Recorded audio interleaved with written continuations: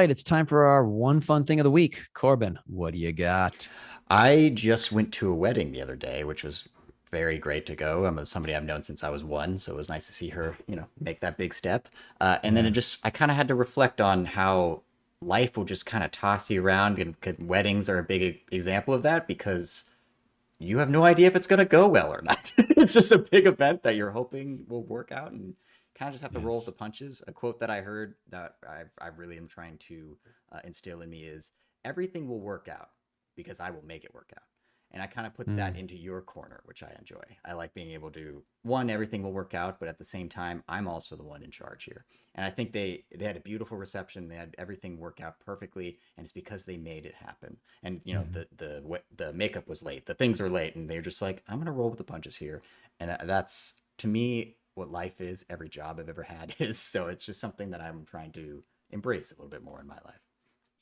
Well, you can't always control everything, but you have some some control over how you respond, Exactly. right? And so what you're talking about is exactly what is your response to this thing that feels cataclysmic or whatever, Yeah. and especially on wedding days, everything feels, So stressful. Yeah. yeah, so stressful. So I get that, and great. I'm glad you saw that they had that, and that you were feeling that and embracing that. Hmm. My one fun thing is and I like props.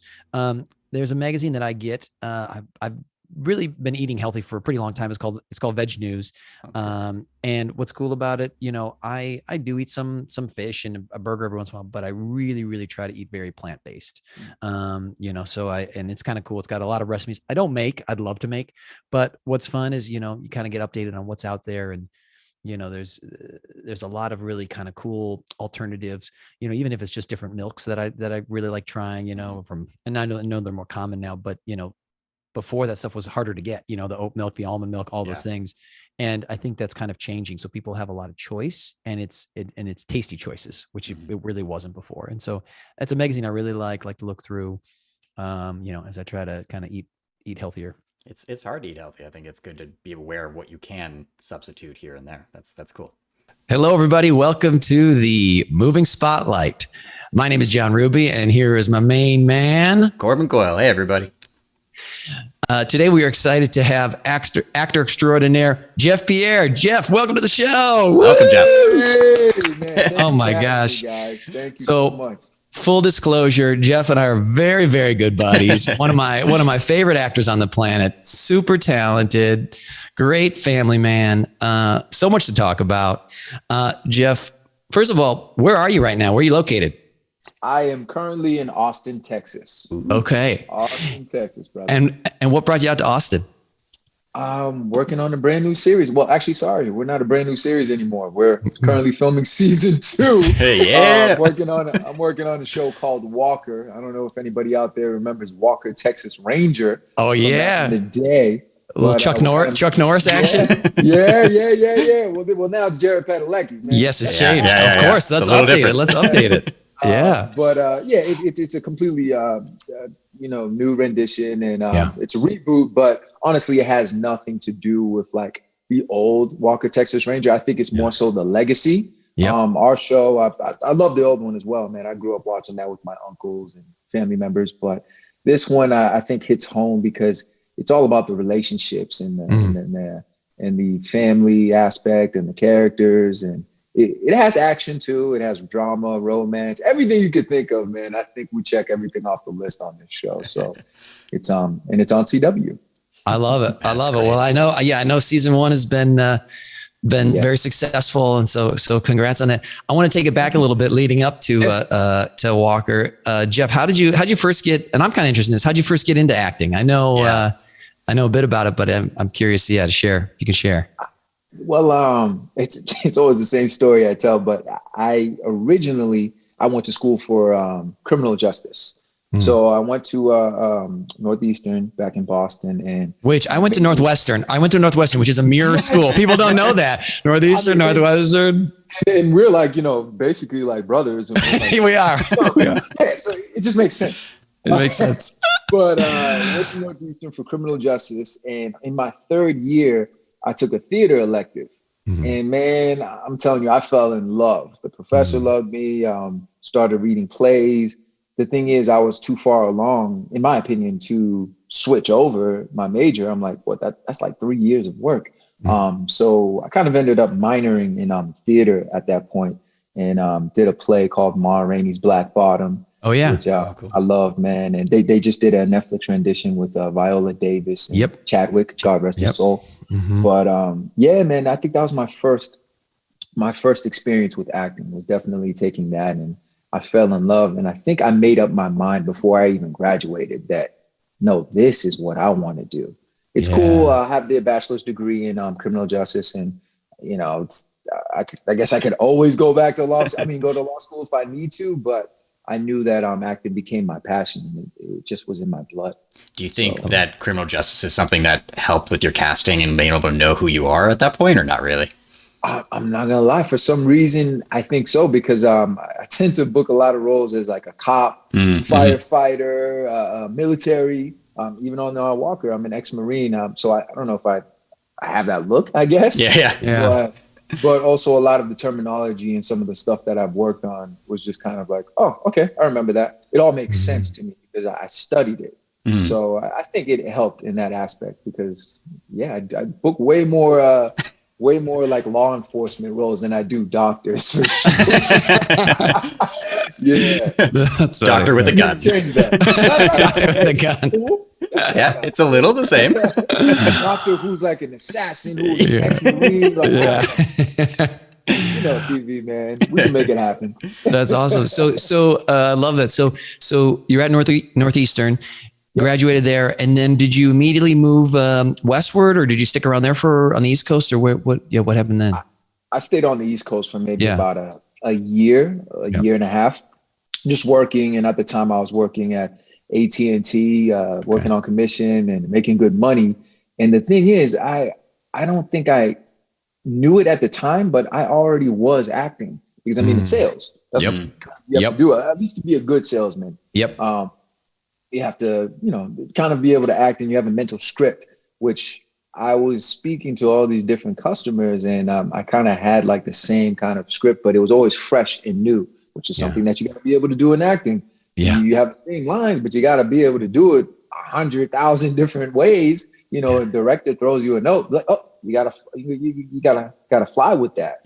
And when these different customers came in, they all had, different issues and different reasons why they needed this particular type of phone. Sometimes I had to push them towards a certain phone. So, so that was kind of my training ground without even knowing it.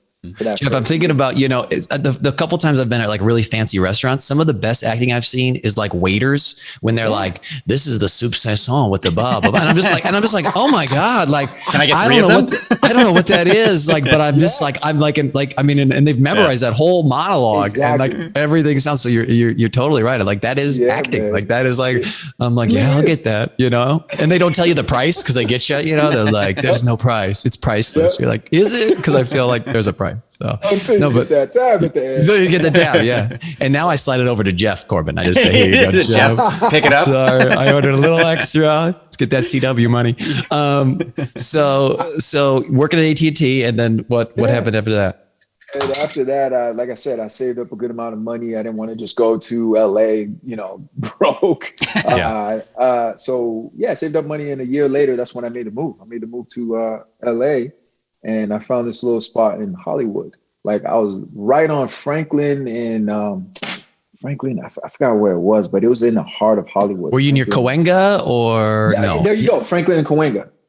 I think that's what. Did we talk about this? Because I was at Franklin and Grace, Jeff, which is like just a block. It's just a block west of Cahuenga. I was right by Solar de Cahuenga, which for people that know that area, that's like coffee shops been around forever. Everybody writes their scripts there. Franklin and Cahuenga. Were you around that area? That's the area I was in, man. That was like my stomping grounds in the beginning.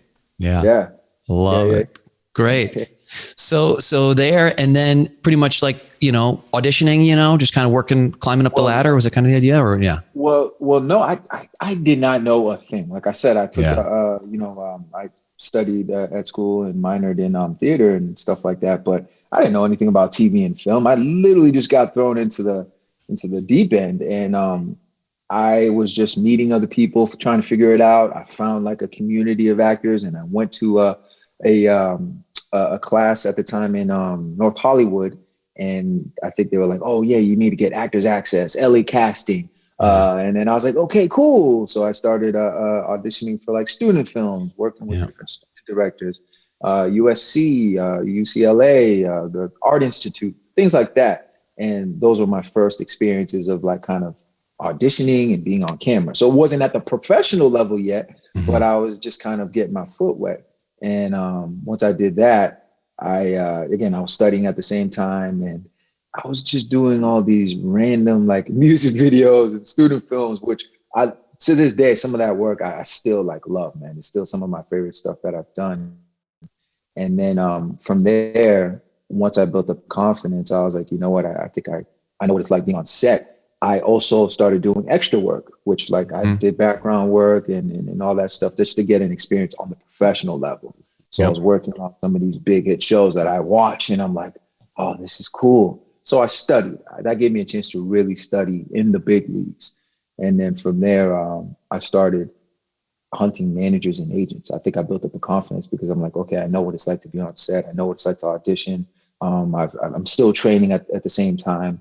So now I went after agents and managers. I didn't want to just jump into it and do that. I wanted to make sure that I was prepared. And I went on. I think there was a summer where I just spent like the whole summer. Each day I would send out maybe 5 or 10 or 15 headshots to different agencies that I studied on IMDb Pro. And I literally I think I set up like a grid for myself where I was just studying. I'm like, oh, this is where I fit on their roster. Oh, I don't really fit on that roster. They got a guy that looks kind of like me. And, you know, Hollywood and LA is kind of superficial. So I think I knew that going in. I was like, I mean, they got like 5 guys that look like me. What am I going to do for them? I have no credit to my name. So I pinpointed those like those boutique agencies and then certain managers that I'm like, oh, okay, you need me on your roster. Like I could see this. And I landed like maybe about 10% out of like 100. Crazy. Yeah, exactly. Still pretty good. Yeah, exactly. You know, went in there, met with a few people, but the managers that I'm currently with them. I've been with them since day one. Wow. Oh, that's impressive. Man. Yeah. But the thing is, it's like when I met with them, first of all, I was in their waiting room for a good 30 minutes, just sitting there waiting, but I can hear everything because it was not a small office, but I think it's that they were so loud. I could hear them wheeling and dealing, and there's 2 of them. And one of them is on the phone, is just like, hey, listen, no. No, we're not going to accept anything less than this amount. You understand me? No. What are you talking about? She just did a show on this network and then, okay, fine. Boom, hung up the phone. I could hear my other manager, you know, who's real cool and suave, and he has a different approach. They were like yin and yang. And he was just like, listen, I don't know what to tell you. I mean, he just did a movie with Will Smith. Are you kidding me? He was opposite Will. Well, like, how would we expect? No. You call me back when you think, all right, you know what? All right, we'll talk later. Bye. He just hung up the phone. I don't know. I'm paraphrasing, but that was the vibe that I was getting. Yeah. And I was listening to this for like 30 minutes. And I literally made up my mind in the waiting room. I'm like, oh, I want these guys. Like, these are the people that I want on my team. Like they're legit pit bulls. Like, the pit bull, and then kind of like I don't know, like a romantic, charming, like, I don't know. It was so funny, but I got in there, met with them, and I read about them. I know their reputation. They work hard, but they're also tough, and they weren't easy to land because they kind of grilled me, and then they were like, you know what, we're going to give you sides. Here's these sides. Come back to us.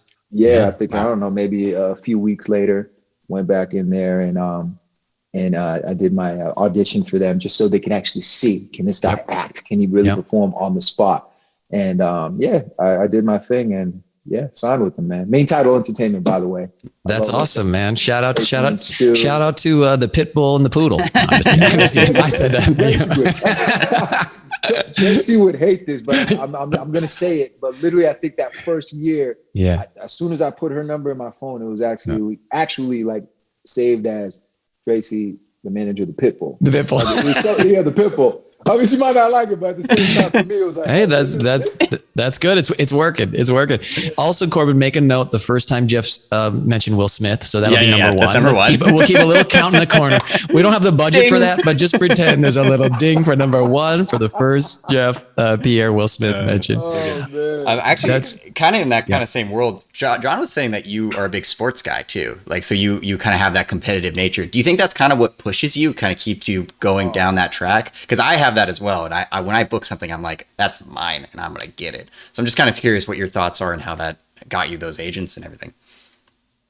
100%, man. I think it goes from everything from the discipline that I've learned in playing sports. And like, I want to be 100% like prepared for everything that I go into. That's why I was so very meticulous about even picking the managers and doing the research. Sure. Like, that's not stuff that I studied. It just kind of came inherently because I prepared for it before I play a game.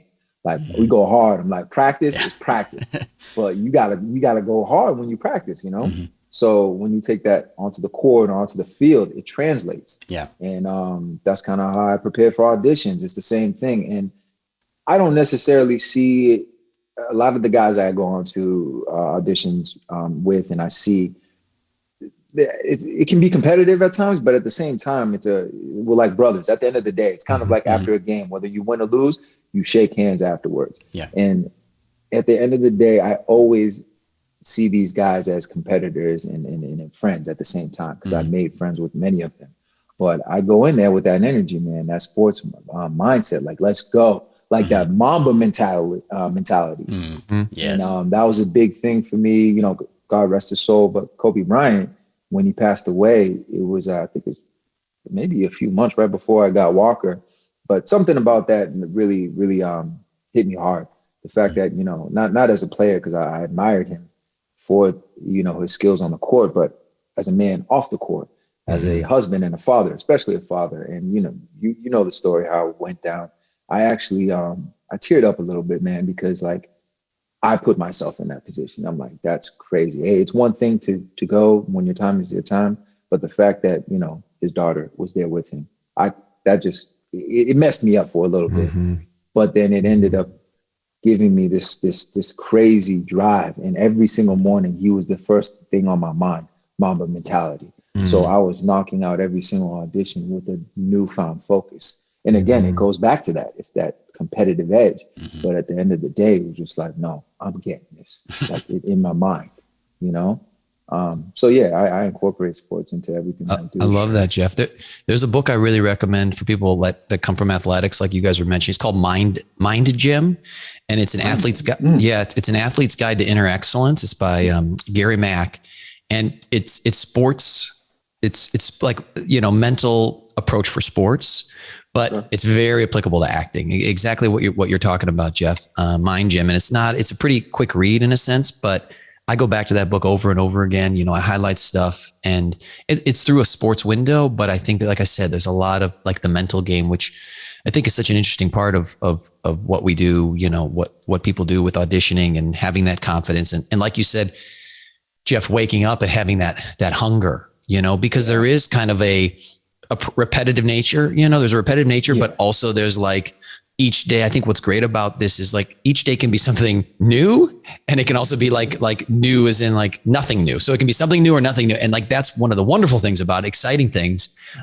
But it can also feel like a bit of a grind or whatever it is. And you got to figure out how to get your head around that, you know? For sure. Jeff, when you were going through that and obviously auditioning, what was like, did you have like kind of like a morning routine or a daily routine? I know you mentioned Actors Access, but were there like things like whether it was like working out or just like things that like, you're like, okay, I need my coffee in the morning and this, is there anything that kind of like helped you set up, you know, a system or whatever to get by? Yeah. Moving to LA, coffee became a big thing for me, man. Prior to that, I was never a coffee guy. I never really drank coffee. I mean, here and there, I would have Dunkin' Donuts. That's Corbin. You probably know that's every other store in Boston. It's like a Dunkin' Donuts, Starbucks, and then a Patriot store. It's like a fusion. It's a Dunkin' Donuts, Starbucks store. Yeah, exactly. Exactly. But when I moved to LA, I really got into coffee. That was like my morning thing, and especially going to the different coffee shops. Mm-hmm. That's when I would kind of be in an environment where I see other actors and other creatives. It doesn't necessarily have to be an actor, any kind of artist. And I love being around those type of people, like that kind of community. That's what I'm trying to do. So I think that's where my affinity for coffee came from, and that's the first thing I have in the morning. And then yes, working out is pretty important to me. It's always been. So now it's kind of changed with time. It's like when I can squeeze it in, like, but back then when I had the time, I didn't have the kids, I didn't have the wife. I had all the time in the world. So that was my first thing in the morning. Is after I had my coffee, I would do my morning workout because I love to hit the gym early in the morning. And that was my meditation, like that. And it still is to this day, whatever it is, when I get physical, like whether it's running, jump roping, boxing, lifting weights, all those type of things, body weights, for some reason, in my mind, I zone out.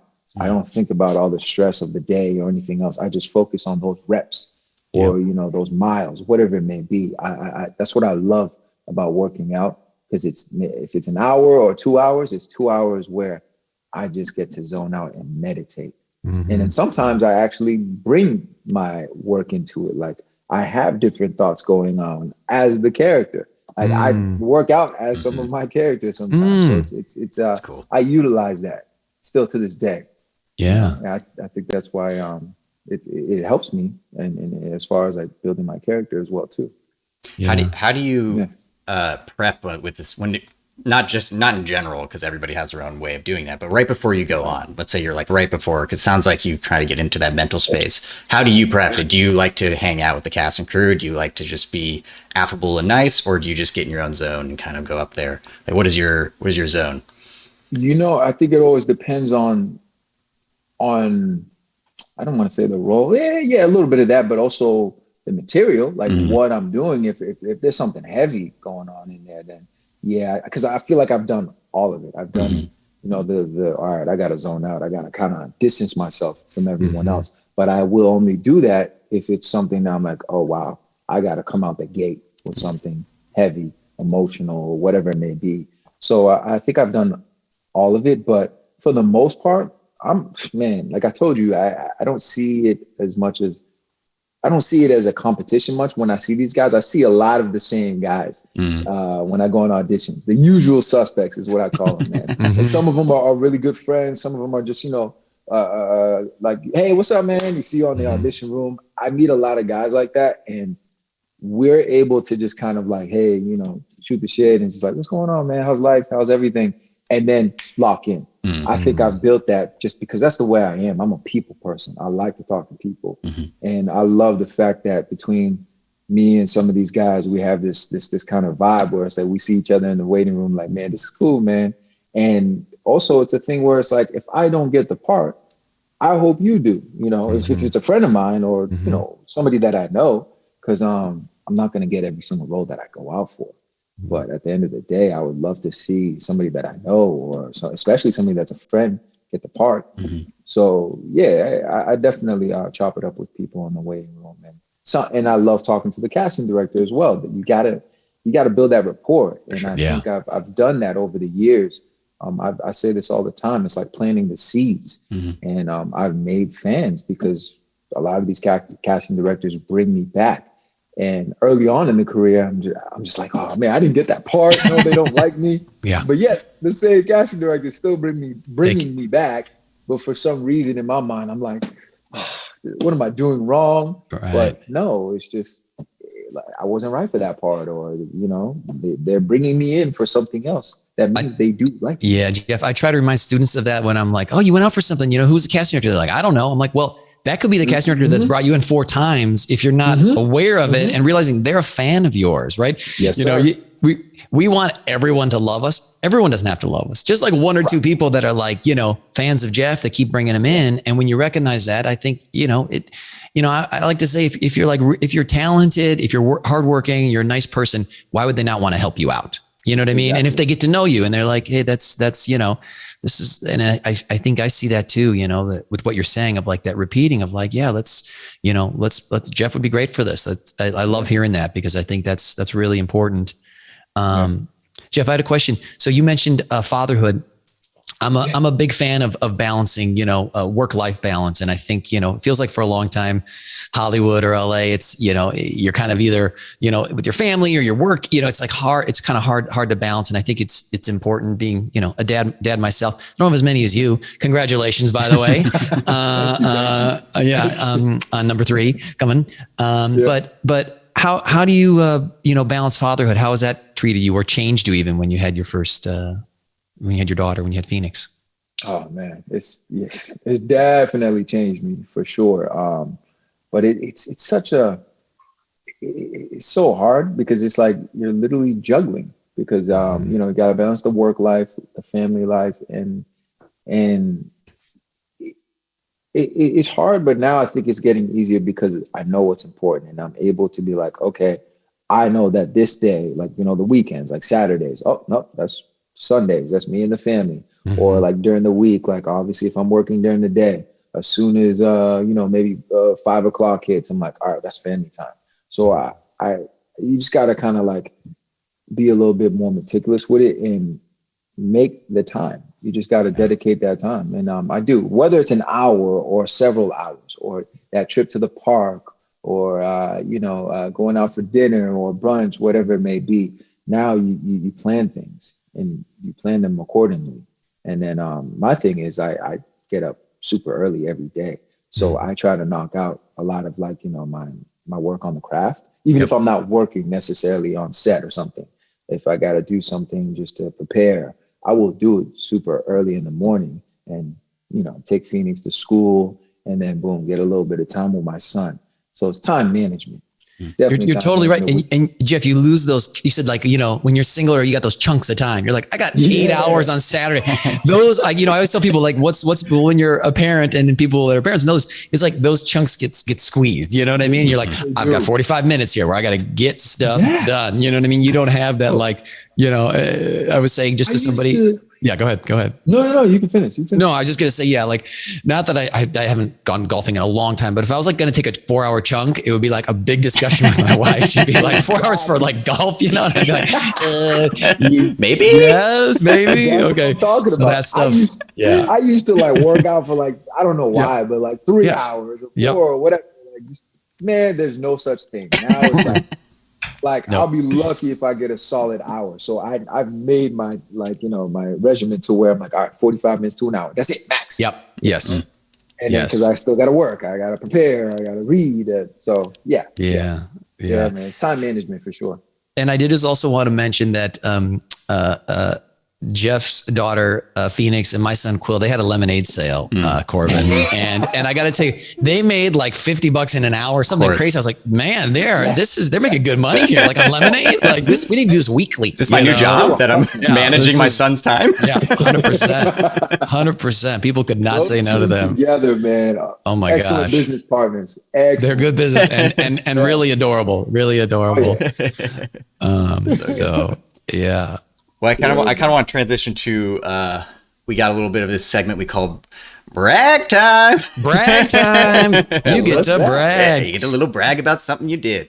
So we just kind of have a little moment because for the most part, you know, we kind of suppress the things that we enjoy, like that we did really well or what have you, and just kind of want to give you the floor to talk about anything you feel great about. It could be acting related, it could be not acting related. What is recent in Jeff's life that he's like, hell yeah. I'm proud of this. Yeah. Yeah. Cause we always have to be so humble, you know, I'm so #grateful, which is great, you know, but we call it brag time. So you can, you know, if there's anything, jumps in your mind that you're like, hey, I did this and I'm proud. Cause you know, yeah. Okay. I would say that this is, I'm proud because I'm about 50% of this is because of me, but this is also because of my wife as well. We're a team, you know, we're parents. This has to do with my daughter. She's 5 and Phoenix is 5 and my son is 9 months right now. But with Phoenix, she is the most polite child ever. Like she's all about her please and thank yous and, she just has a way of speaking that's very, like I said, polite. She knows her manners. And the thing is, I take so much pride in that. I love that because that was a big thing for me and my wife as well. So like, those early years when they're like, 2 and they're already talking kind of, and then 3, those are the years where you really have to instill those features and it's showing now. And I love it. Like anytime someone's like, oh my God, you're so polite. Look at you. I just sit there on the side, just smiling. I look at my wife. I'm like, yeah, we did that.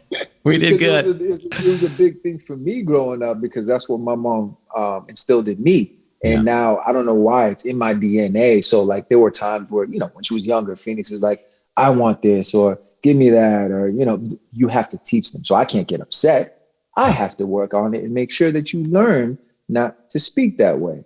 Yeah. So that's what my mom did with me. And I come from a Haitian culture and it's big in the culture. It's like, manners, like the way you present yourself is huge in the culture.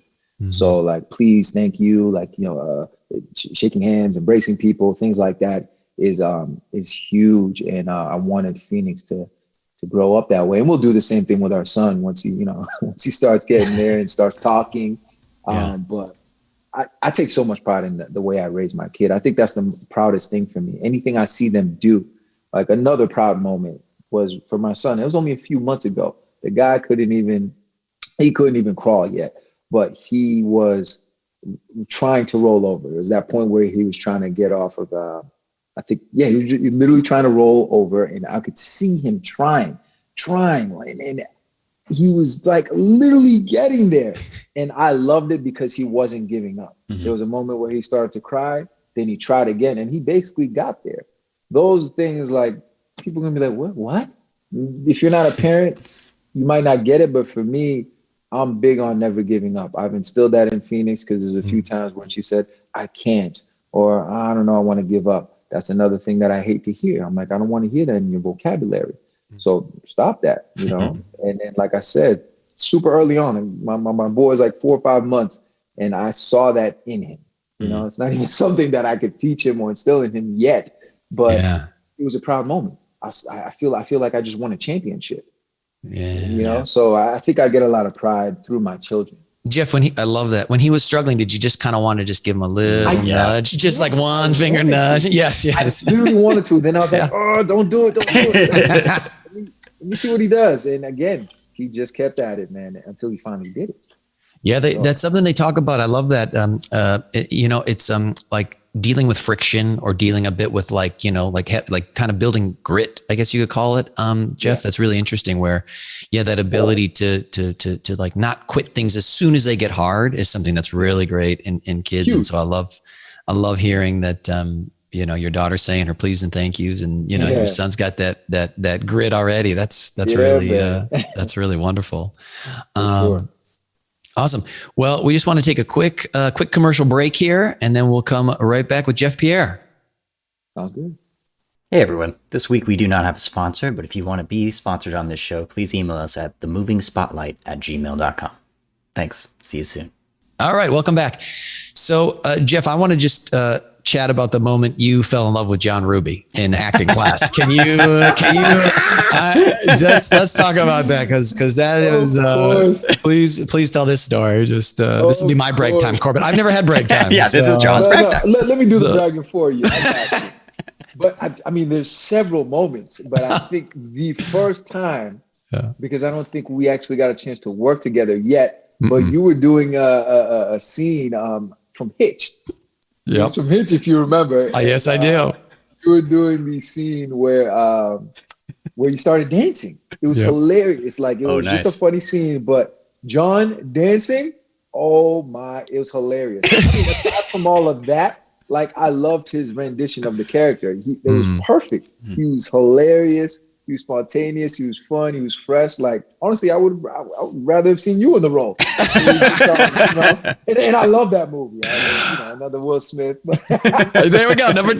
Ding. There we go. Corbin, it was awesome because I didn't know Jeff that well, and we're doing the scene, and like out of the corner of my eye, in the front row, I see someone like mouthing all the words for the other role, which is the Will Smith role, and it's like Jeff like on the edge of his seat, and I'm like, beautiful. Yeah, and I'm like, who is this guy who's like so excited about this hitch scene? Which one of the reasons I think my take on it was so fresh. I hadn't really even seen the movie, so I was just like going for it, and so it was totally like fresh. But afterwards, you saw Kevin James. You never saw his. No, I never did until after, and then I was like, oh yeah, mine was very different. And so when the scene ended, then Jeff came. He's like, oh my god, he was so excited. I love that scene. I love Will Smith. You're cracking. Anyway, so it was a lovely moment.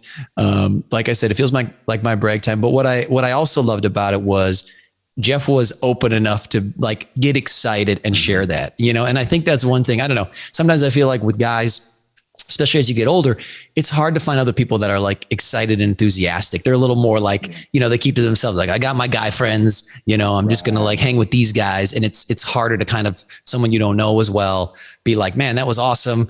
I really like your energy or whatever it is. And that was one of the reasons I think Jeff and I became really quick, close, good buddies. Was I felt the same way, because I had seen him do some scenes, but we hadn't really chatted. And it was a similar respect for the craft. And then we did get to work together, and we worked together multiple times where you get to pick your scene partner in class. Right. And people, and then we just keep working together, we keep working together, and we had some real, we had to turn down other actors that was, other actors be like, do you want to be a scene? Yeah. Sorry, I'm working with my guy, John. Yeah. We just worked with him last week. Yeah. Jeff was kind of new to class, so he was like in demand. They're like, I want to work with Jeff. And he's like, no, I'm working with John again. They're like, you just worked with him, So we did some, we did some great scenes, and I do feel, I think you're talking about earlier on in your career and doing short films, and finding an acting class that you really love, and a teacher, and then also other artists or other actors, and whatever that is. I think that's a really cool way, because we had a really good group of us that was, we're all pushing each other. We're all celebrating each other. I think that's a good word. We were celebrating each other, and that was a really fun, it was a fun time for all of us. And also you feel like you're not alone. I feel like sometimes that's one thing that LA can do, is you can kind of feel siloed, you know what I mean? And how do you kind of break out of that? Well, hopefully you find, community somewhere, whether that's in a class or other places.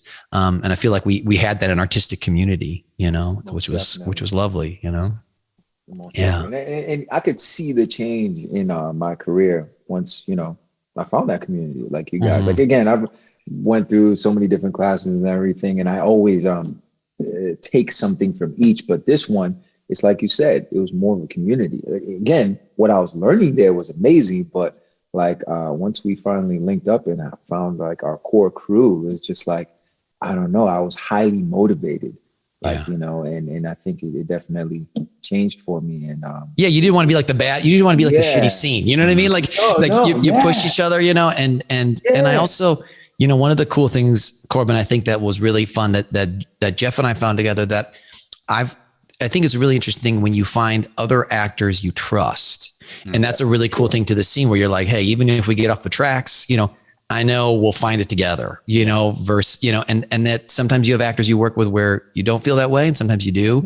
And that was a really cool thing, where you're like, we can relax, we can have fun, we can play, because I know he's going to bring professionalism and I am too. And then we'll see, where it goes as a team, which is cool. I like that. That's it's a why team. Chemistry is a real thing, man. Chemistry is a real thing. Yes.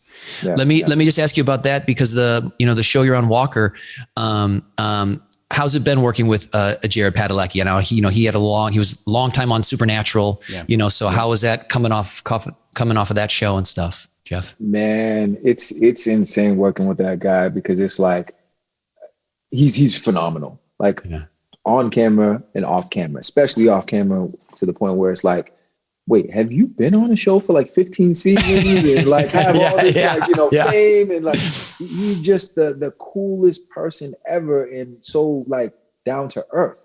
It it astonishes me, and that's what I model myself after. Like hopefully I get to that point one day, in his career. But I still want to be like true to myself. Like this guy just seems like he's never changed a day in his life. He's just super sweet, super cool, like accommodating, like, and he's the lead. He's the number one. Yeah. And he's coming off of a show that he's done for 15 seasons, and it's like the highest rated show on the network. And he doesn't come off that way. And I love that about him.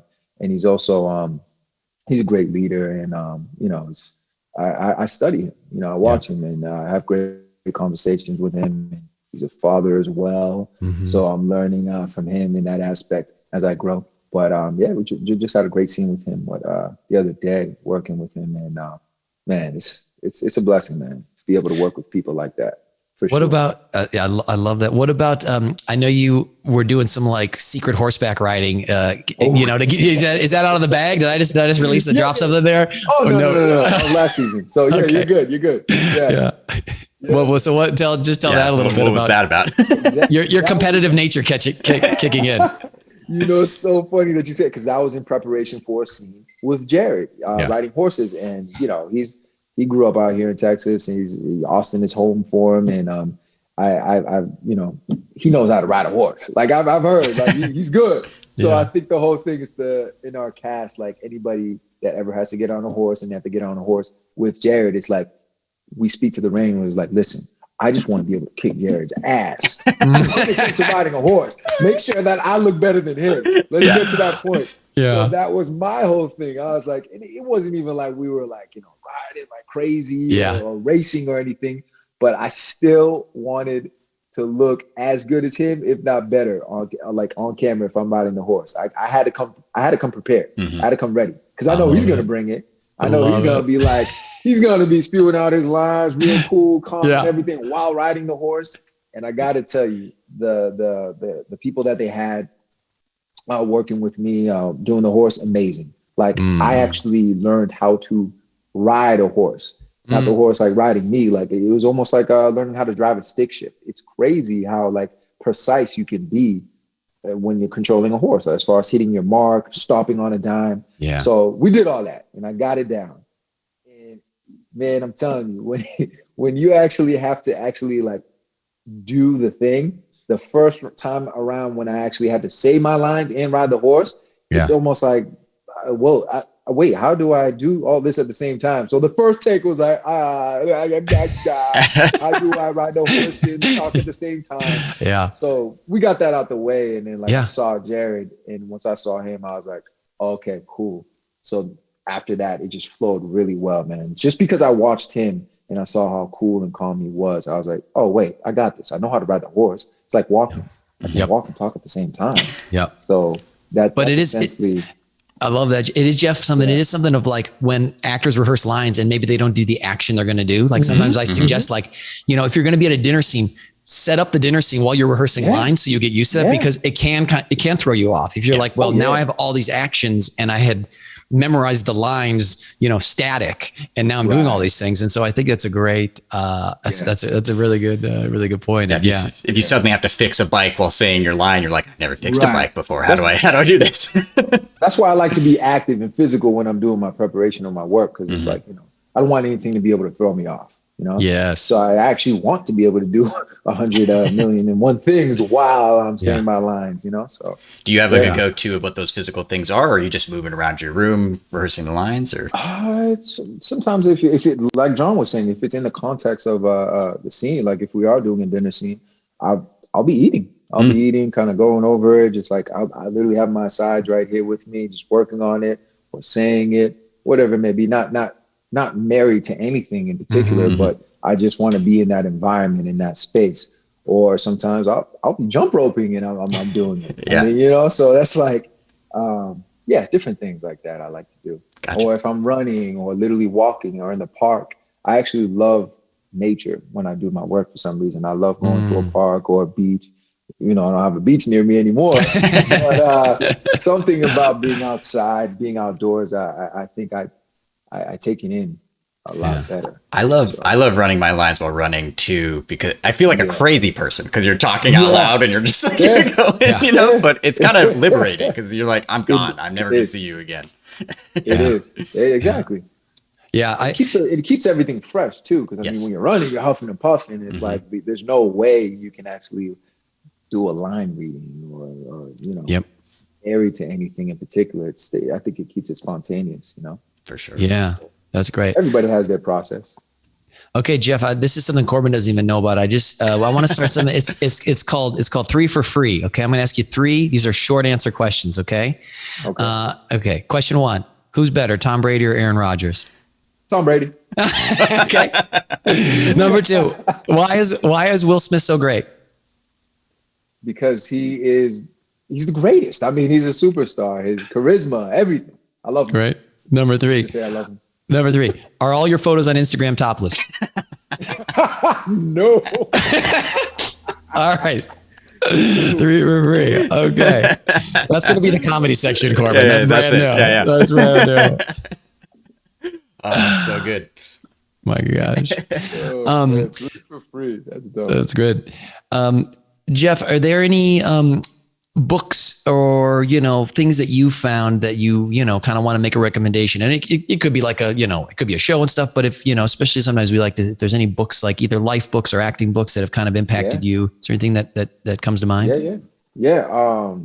Most recent one that I've read, man, funny enough, it's not an acting book by any means, but it is at the same time. It's by Matthew McConaughey, Green Lights. Yes. Man, I fell in love with that just because it was a page turner. Like it was different from any book that you read because it's like, it's fun, it's active. And you've watched Matthew McConaughey, like you know his voice. I mean, all right. Like you hear it. So like in my mind, as I'm reading it, it's like I can hear his voice. The way you read it, it's in his like cadence. I don't know. It just it was a very fun read. It's literally as if I had the man there reading to me, and I just loved it because it was kind of like memoirs of his life and his life experiences, and it was just so amazing for him to share that, and also gives little tidbits and quotes and advice on certain things for life. So that was a fun read. That's cool. That. Yeah, that's been on my list. I've heard great things, and I love that impacted you. And he's someone you might run into in Austin. I think he's around there sometimes. You know what I mean? Yeah. He's the king out here. That's really great. I listened to the audiobook and he reads it. So it's exactly as you're saying. Like, so you hear and it's the craziest thing because he's a crazy person in the most beautiful way. Because he's saying everything in the cadences that you're talking about. And you're like, I would have never said it that way. That's amazing. Yeah, I recommend going back and listening to it. It's good. I actually want, because I'd read it again, but now I actually want to go back and listen to the audio. It's fascinating. Yeah. That's awesome. Jeff, let me ask you, when obviously Walker's going on, are there other goals you have, that can be life goals or acting goals that are still things you're kind of, either looking forward to or working towards, I just want to kind of think pressing forward, what's on your brain with that stuff? I mean, there's always something, man. Number one is like family. It's like, I feel like I'm building an empire. We have a third child coming. And so just making sure that my kids are good. Like, my daughter, I want to make sure that she gets more involved in, physical activities because we had to kind of shy away from that for almost over a year because of the pandemic. So I want to make sure they're good and they're getting everything that I want them to experience because I want her to be active in everything, whether it's soccer or ballet, piano. So we want to get back to that since things are kind of slowly getting back to normal. Mm-hmm. And then, so like I said, everything with the family, that's always in the forefront of my mind. And then also like now I've been training with someone personally for mixed martial arts. That's always been a passion of mine since I was a kid. Yeah. And I did boxing back in college and I did a little bit of Muay Thai in LA, but nothing serious. And now I'm with this guy and he's well versed in everything. And I've been just learning like a little bit of wushu, Western boxing style. And I love it, man. It's not even working out to me. It's literally like, this is fun. Kind of like when you play ball or whatever. It's a sport. Yep. So I have a little bit of time where I can do that now. Like, on the weekends or like, if I have an off day, so a good 3 days out of the week. And I just do it for fun. I don't plan on like competing or knocking anybody out, but yeah, I just love it. If I could be a ninja, I would be a ninja. Yeah. Okay. So Jeff, you're thinking the Robert De Niro, Michael B. Jordan bulking up for an MMA boxing role. I see it. It's out there, producers. Get this guy quick. He's on the uprise. He's ready for it. He's prepping. This guy's a monster. This guy's a beast. That's really great. Yeah, I remember I did a play called Heaven Can Wait, which was a movie with Warren Beatty a long time ago, and that character's a boxer. So I was training like 3 days a week, Jeff, which I just loved in the morning. Get up, go to the gym, and they got that bell, ding ding ding ding. And if you haven't been to that bell, it's like the best worst thing in the world, because you're like, when the bell rings, you get a break, and then when it goes again, you're like, then you're back in there, doing sit-ups or punches, and then I remember I had been training for this play, and that was great. And then the play ended, and like about 6 months later, I had like a random commercial audition as a boxer. And I got there, and they're like, yeah, you just need to throw a bunch of jabs and stuff. And I did that for like a minute. And then like the next week, I couldn't raise my arms because I forgot what good shape I was in. My shoulders were just cash. You know what I mean? Like, you have to kind of be in it, and you stay in it. If you take a break, it does come back, but like you just jump right back in. I was like, yeah, that was not, I just remember my arms were just, dead. But what a good workout, man. That's a great, amazing. That's amazing. Some of the best for you, man. And it's like, you're not necessarily thinking about working out while you're doing it. It's just fun. Like, at least, when you're throwing punches, kicks, whatever it may be, elbows, you're just like, oh, this is awesome. Like, I feel like a weapon right now. That's great. Well, awesome. Well, Jeff, we have something we called your best bad acting. So Corbin's going to put in the chat some lines from a movie. And I'm so excited about this. So this is actually, we thought, let's give Jeff something that could be really fun, which is from the movie Frozen. It's the Let It Go lines. So, oh my God. So Jeff, you can this is the first one we've done that's actually kind of song lyrics. You can either sing it or you can say it. But have some fun with it. That's the whole goal. Is there's no judgment here. It's just more fun. Can sing it. You can sing it for this one. Yes, I know. Well, if you want to try to sing it, or if you just want to say it, take a look at it if you got it there. What happens? Let's do it whenever you're ready.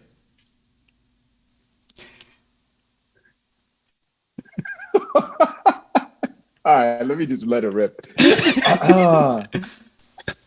Let it go, let it go.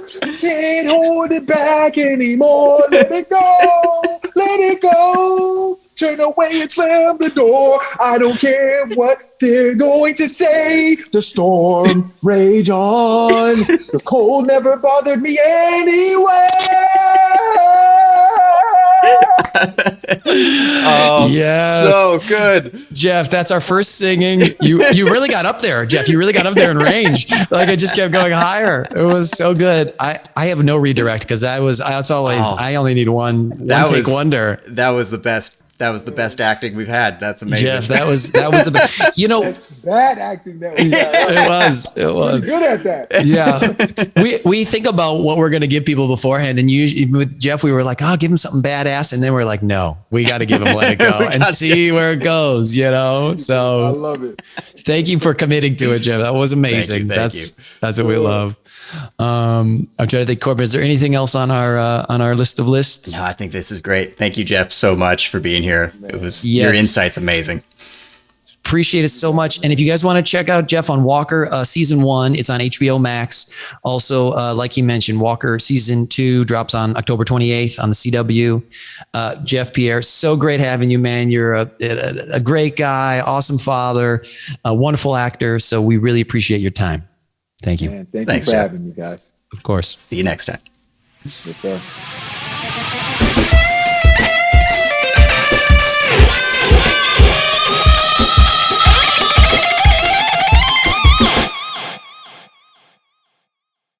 Thank you for listening to the Moving Spotlight podcast. Please rate and review us on your podcast app of choice. And we're also on YouTube, so please like and subscribe. It helps others find us. Yep. Thank you. We appreciate it. Thanks.